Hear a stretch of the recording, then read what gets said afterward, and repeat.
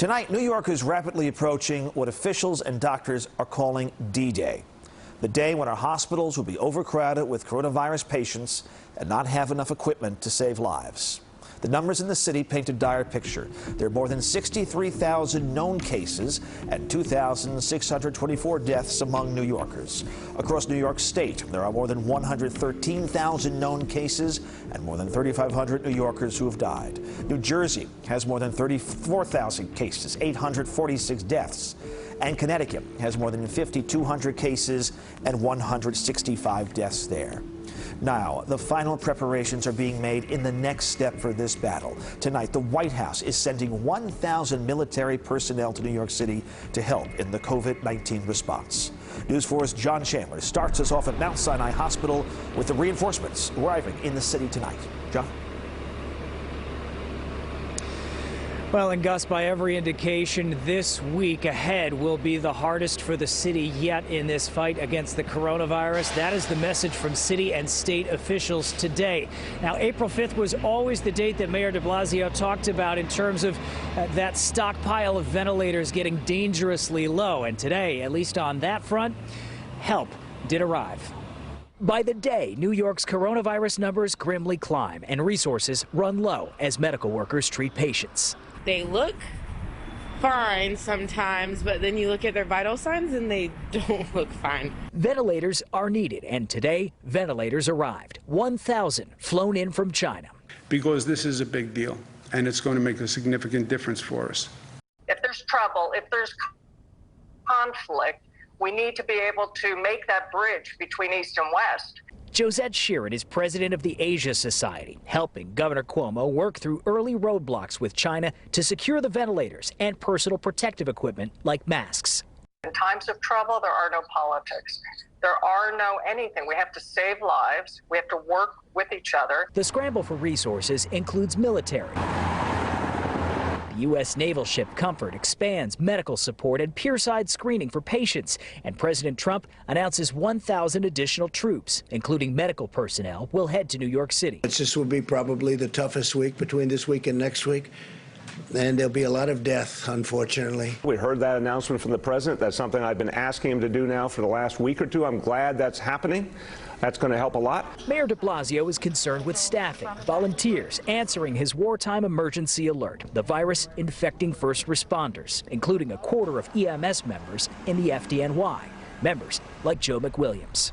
This is a completely different animal for, I would think, anybody working on the job now. I don't think this level has been experienced in my lifetime. Now, in addition to those 1,000 ventilators, there are another 140 ventilators that are coming by way of the state of Oregon. Mayor de Blasio very thankful for the governor there for that. But Mayor de Blasio on CNN tonight did note that there could be 5,000 people in ICUs on ventilators here in New York City through the next week. So there is obviously still an urgent need here for more ventilators. I remind you that we are covering our face tonight following the city's guidelines, as you should as well, according to the city, if you are out and about in public. And Gus, here on a Saturday night, as I look around along Central Park, I see still plenty of people out, but it is remarkable just how quiet this city is here tonight. We're live outside of Central Park. I'm John Chandler, News 4 New York. And John, also a reminder that behind every number is a name. And COVID-19 has taken the life of a beloved pastor in Queens. Father Gioacchino Basile of St. Gabriel Church in East Elmhurst has died. He's now the second priest from the Roman Catholic Diocese of Brooklyn and Queens to die from coronavirus. Father Basile was 60 years old. Church officials say a memorial mass will be planned for a later date. And there has been another surge in COVID-19 cases and deaths on Long Island. Since yesterday, 11 more people died from the virus in Nassau County, bringing the death toll to 149. So far, more than 13,000 have tested positive. The virus also claimed the lives of 124 people in Suffolk County and infected more than 11,000. We have we have distributed nearly 1.7 million pieces of personal protective equipment in the county. 1.7 million pieces of personal protective equipment. But I can tell you today that we are in the county basically out of those supplies.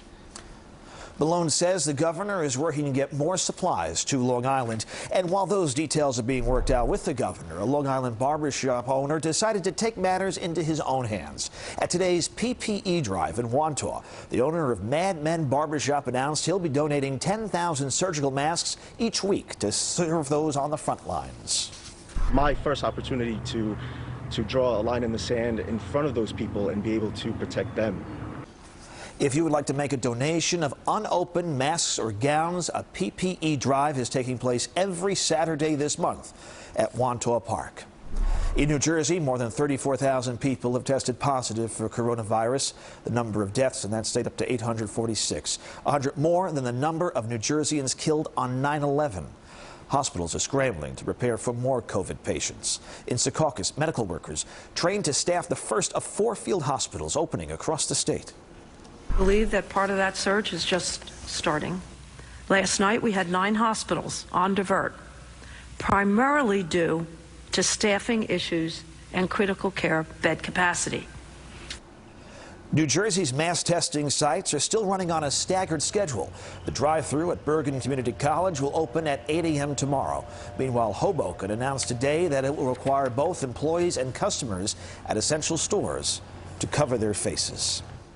Well, despite these dire headlines, and there are a lot of them to be sure, there have been more than 10,000 New Yorkers who have been discharged from a hospital after getting COVID-19. Tonight, we want to share one survivor's story, a young, fit man who was hospitalized by the virus. This is Miles Miller with the warning that he has for all of us. I said, listen, I think I'm going to die. Like, what can I do? Nothing is working. Jimmy Placid remembers the morning coronavirus stole his breath. I was awakened around 3 o'clock in the morning with a cough. That was unusual for Placid, a personal trainer. He works out every day, is in good physical shape, and has no underlying health conditions. Went about my day, body started to get even worse as far as my back, my legs. Everything just started to feel very tired and inflamed. He went to urgent care and tested negative for the flu. I looked at the doctor and I said, there's no way this flu test is negative the way I'm feeling right now. The doctor told him to go home and act as if he was positive for the coronavirus, and that he did. Enduring days of pain, he could barely walk. I felt my head, my back, my shoulders, just pain that I've never felt before. After a video conference with his doctor, he went to New York Presbyterian Hospital and tested positive for COVID-19. By the 5th day, I can't lie to you, I started to question if I was going to make it.